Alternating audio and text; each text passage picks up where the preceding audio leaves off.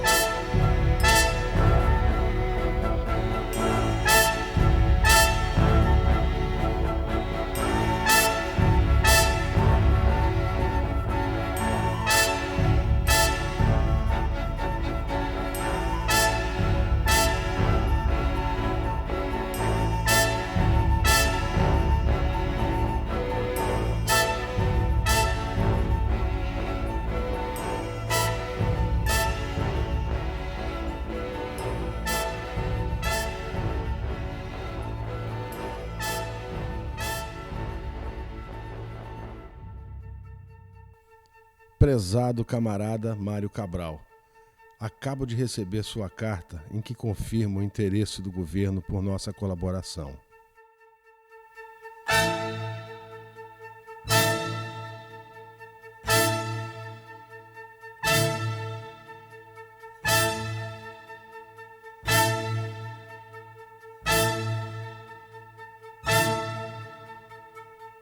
Em 1975, Paulo Freire e a equipe do Instituto de Ação Cultural, IDAC, com sede em Genebra, Suíça, receberam o convite de Mário Cabral para desenvolverem o programa de alfabetização da Guiné-Bissau. A ligação de Paulo Freire com a África já havia começado em 1971, quando esteve na Tanzânia. As mangueiras, os cajueiros, os coqueiros, as bananas, o peixe ao leite de coco, o sorriso das pessoas, tudo isso fazia Paulo Freire sentir-se mais africano do que pensava.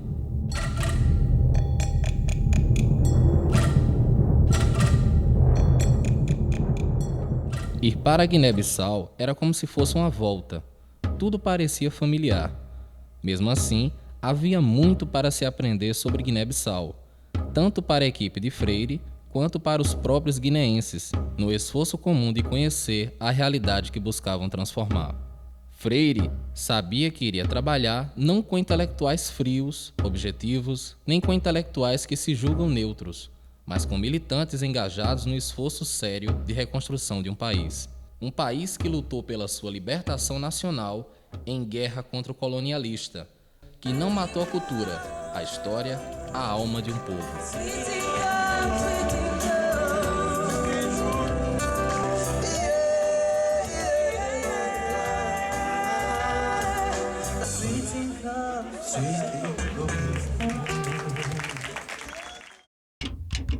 As campanhas de alfabetização na África faziam parte do esforço de reconstrução do país. Por isso, seguiam o princípio da autoconfiança, da autodeterminação das pessoas, da valorização da cultura e da história local. A alfabetização e o processo da pós-alfabetização tomam parte no processo da educação geral do indivíduo. Fazem parte de um fato cultural e de um fator de cultura, segundo a expressão de Amílcar Cabral. Amílcar Cabral é líder da independência de Guiné-Bissau e de Cabo Verde. Ele esteve na gestação de todos os movimentos da libertação dos países da ex-colônia portuguesa. Ele foi mentor da nossa revolução.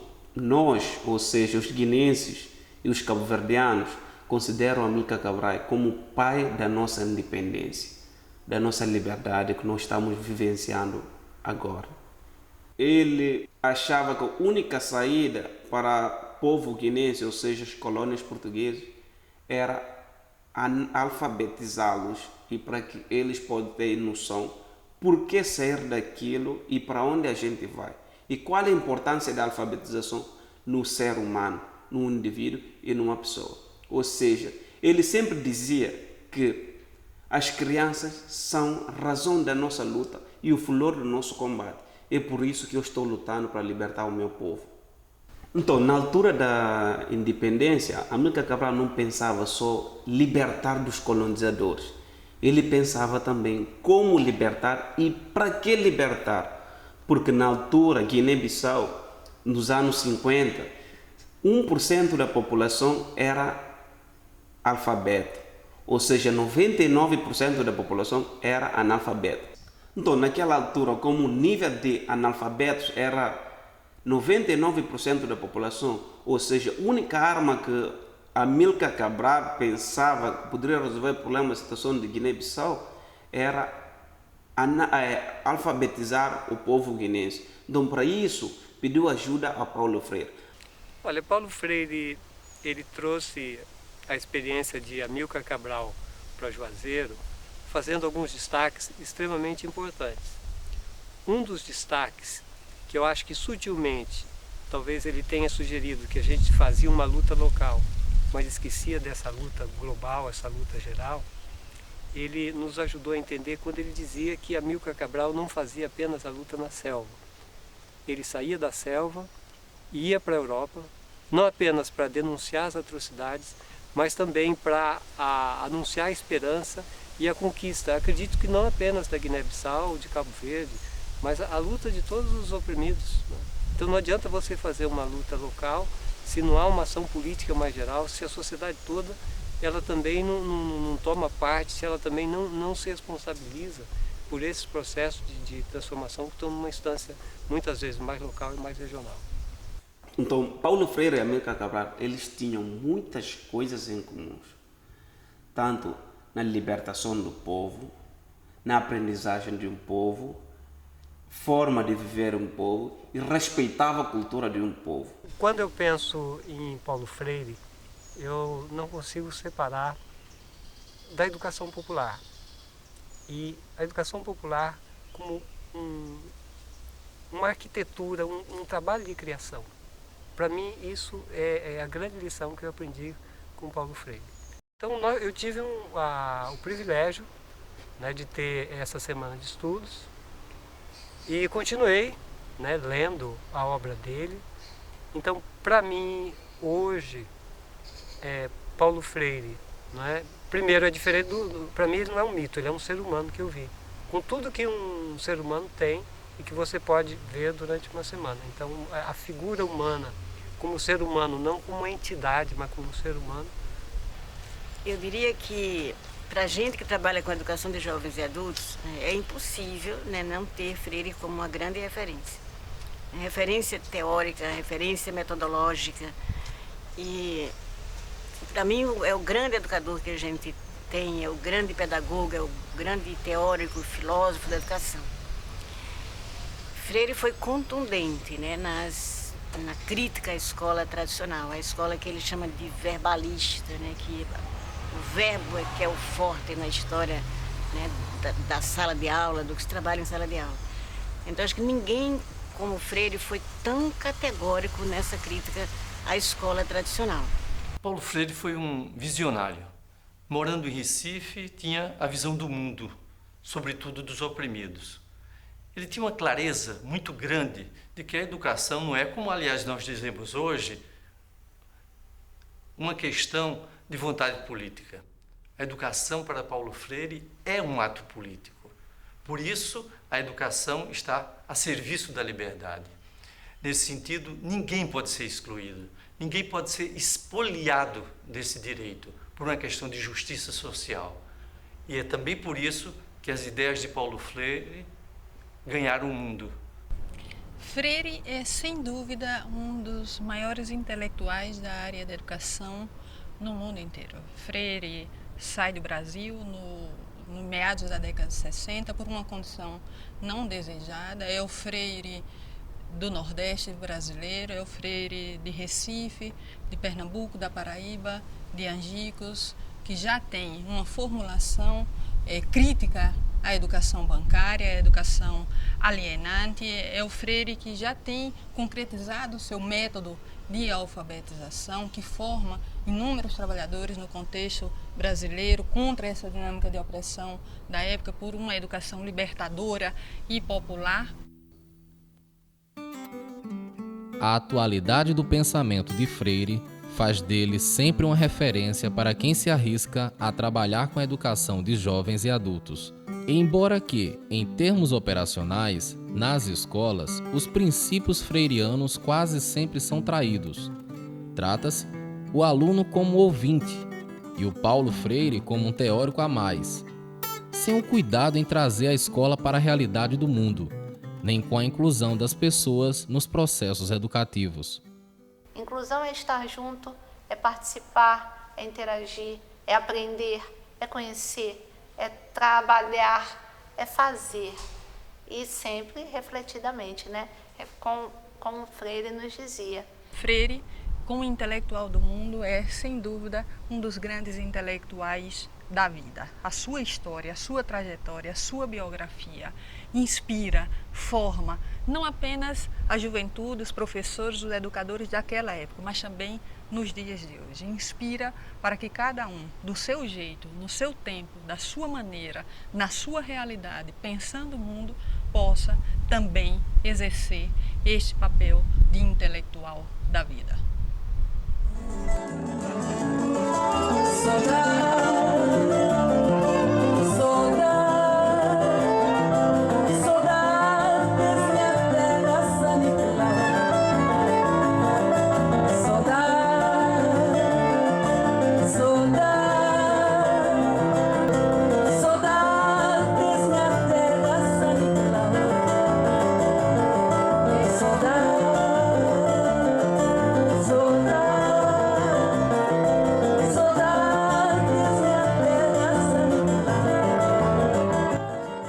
O tempo passa, mas a proximidade da África com o Brasil, sentida por Freire, continua a existir.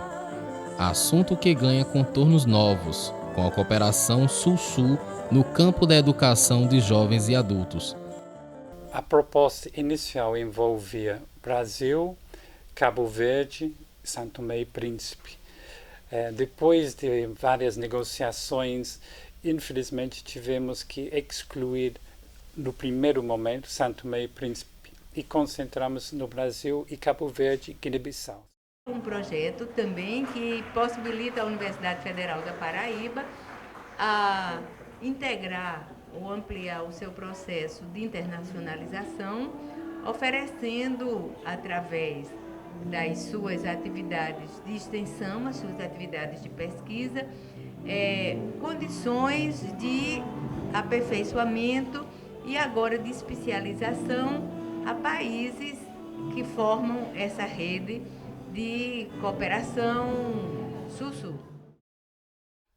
Mas a proposta de cooperação Sul-Sul desta rede que foi criada era de permitir um espaço de cooperação Sul-Sul no sentido de uma cooperação muito mais democrática, muito mais participativa, muito mais horizontal entre os países de língua portuguesa, nesse campo específico da educação de jovens e adultos.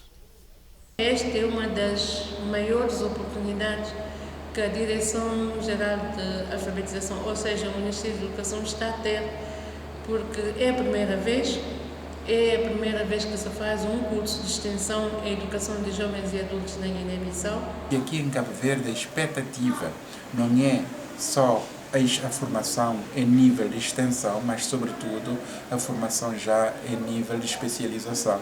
Neste caso, uma pós-graduação lato sensus, bem que a expectativa é ter mestrado e doutoramento nesta área. Nós estamos felizes por termos conseguido dar razão a esta nossa ideia, a este nosso projeto conjunto de oferecer uma formação de alto nível, com uma componente, com um corpo de docente muito prestigiado, mas sobretudo com esta oferta de combinar vários suportes, desde material impresso, os painéis radiofónicos, as videoaulas, e-book e a sala virtual.